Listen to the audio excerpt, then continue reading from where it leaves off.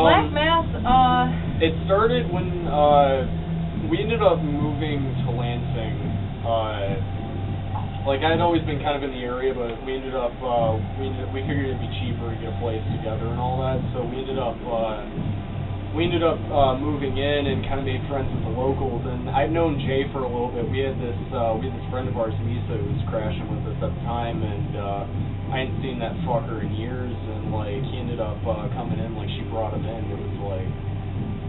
It was crazy. We actually sat down and like started talking shit through, and at the end of it, like we ended up going to this pub, and I was talking to him, and like blitzed out of my brain. I was like, dude, we should start a goth night here. There's a big enough scene. We got it here. We got it in Grand Rapids. You know, the nearest clubs in Detroit.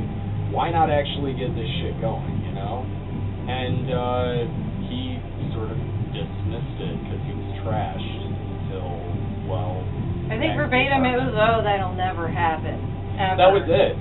He was like, dude, there's no way that anything like that can survive, you know? And, well, my memory of how Black Mass started was, pretty much, Jay and Jason started talking, and it was like, let's start a goth night. That'll never happen.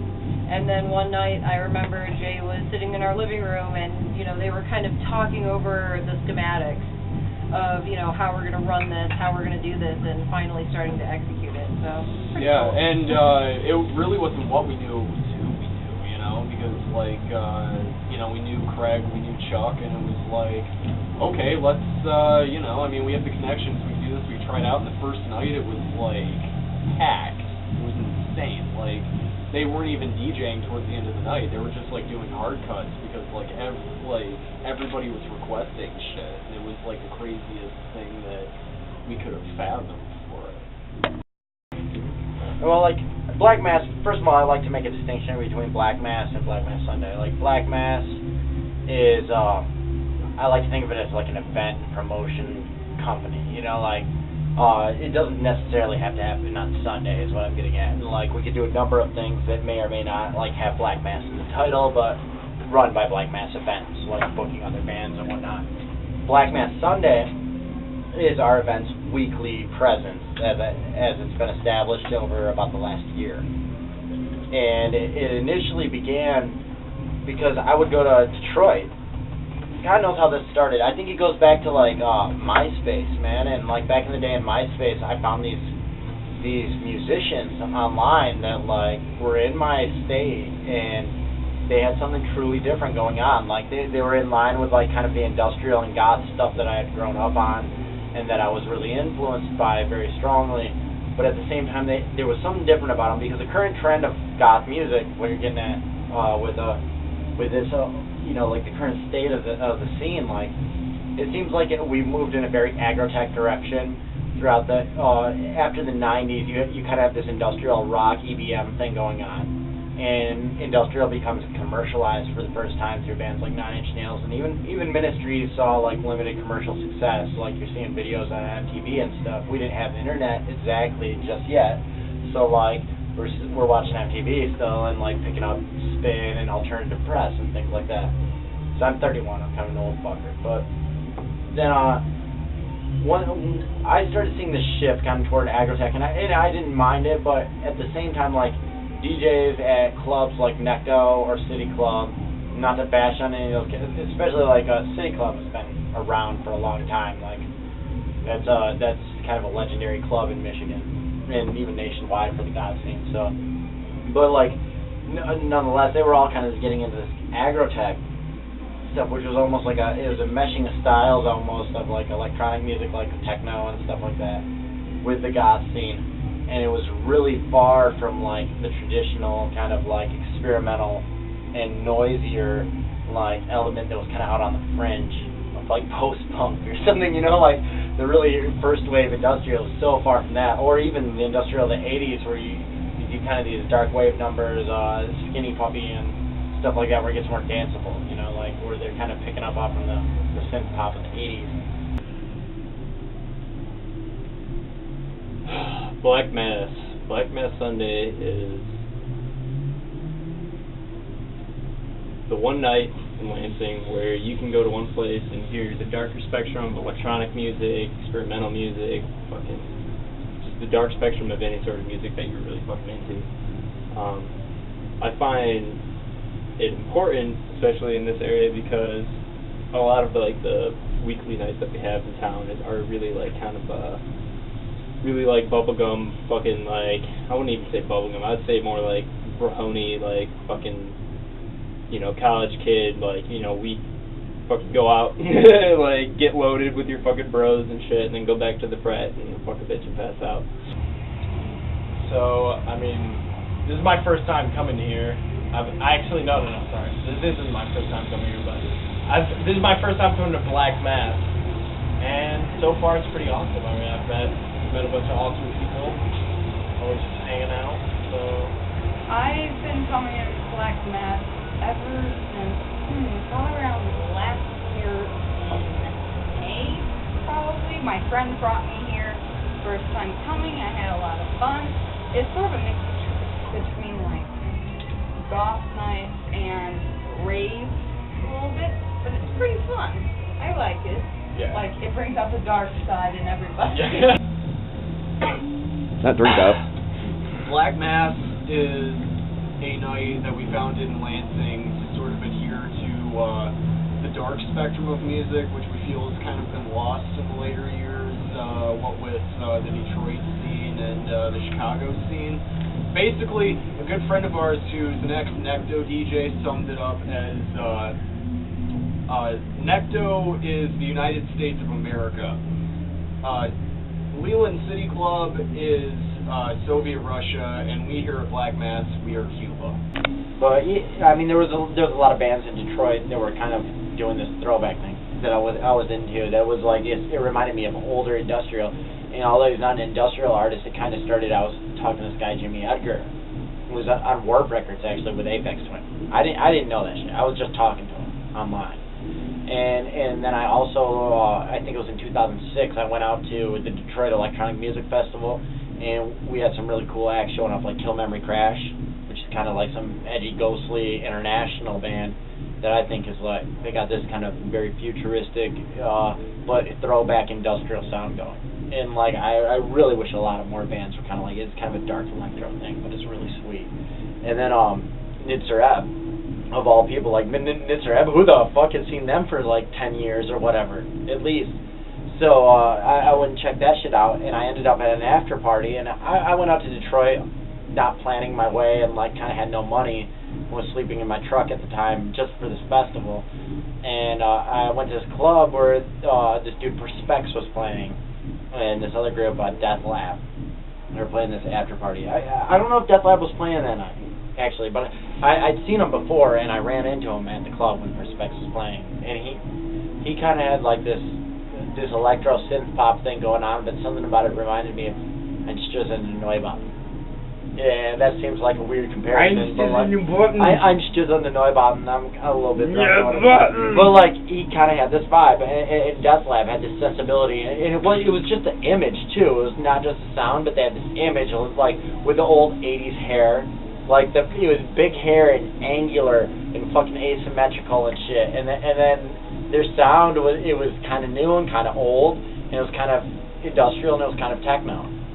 And so like I met all these kids kind of out in Detroit and started following their shows, and then I found other projects that I didn't realize were related, like Scraper and File and Softcore and things like that. And unfortunately things have come to pass. I mean, I had Softcore play out in Lansing back in 2006 or 7, and he was a good friend of Jimmy's too, and actually he passed away in New York City so many years back. It was suicide. He hanged himself. It sucked, man. Like, because I started getting to know him. He was a cool guy, but he had his thing going, and then Trent and Nels, and I didn't realize that Jimmy Edgar was involved with this too as a bassist sometimes, but did the Scraper and File stuff that sounded like that early Skinny Puppy, or like the really early tape of Frontline that got passed around, or kind of like they kind of like were Severed Heads, that kind of like very early 80s sound, Scraper and File out of Detroit, and I started catching their shows, and realized that there was a scene for this.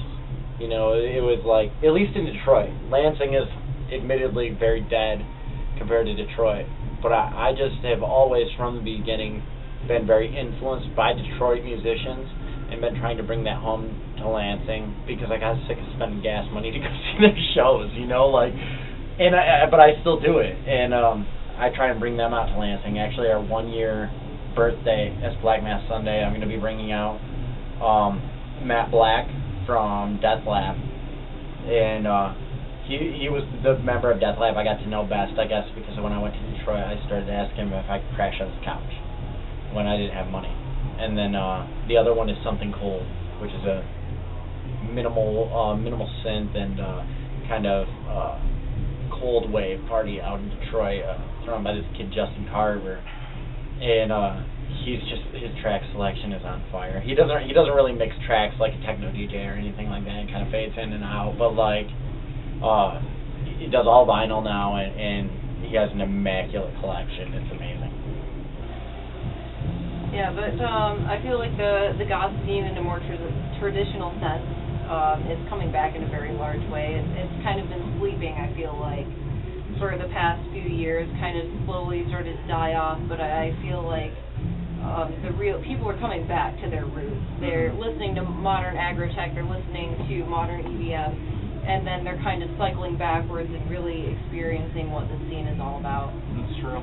It's very true. I mean, you get people from pretty much all walks of life that are going there that, you know, I mean, they each, like, it's funny, like, a good friend of ours came up to us last time we were at Necto.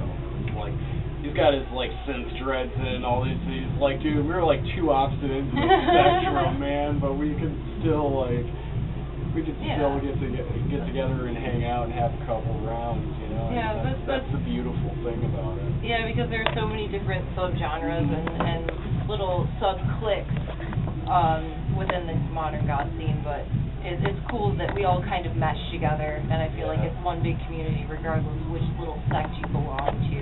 Oh, yeah. What hand do you usually use to do the most stuff with? I'm right-handed, so this would be it.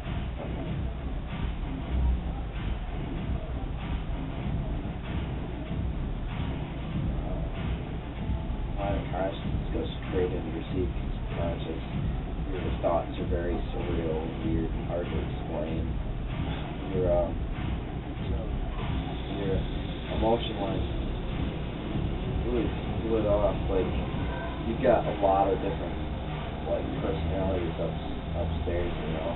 But, like, for the most part, you've got that you, like, when you talk to people, when you're around other people, you have one personality, but when you're alone, you have multiple kind of personalities, but not just point psychosis.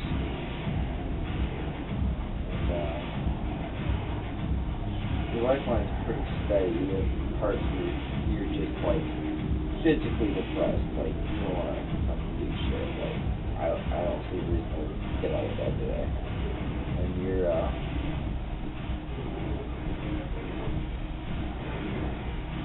lifeline path is very indefinite, so you can have a lot of trouble finding something that you don't really see yourself wanting to do for the rest of your life. You have sort of poverty. Go first. Alright, thing I love about Black Mass, number one, the people. We have such a variety of people from all walks of life that come here just to chill and gel with each other. That and the music, because I feel like our DJs are some of the best, you know, talent-wise, and then the area, and it's just phenomenal to listen to what they have.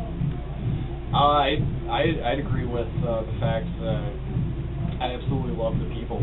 I mean, it's not like a clan to where like they push you out, but at the same time, it's tight-knit enough to where somebody new that comes in, they're automatically going to be like, hey, you know, I've never seen you before, you know, and then like after that, everybody knows each other, everybody gets along. We're really tight. Yeah, it's extremely tight-knit, you know, I mean, that's like an undercover cop shows up, every single person knows exactly who they are, even though the last one trashed the bathroom. But, yeah, other than that, yeah, the people, the music, We've got some really talented DJs. I mean, some of them that started out with like house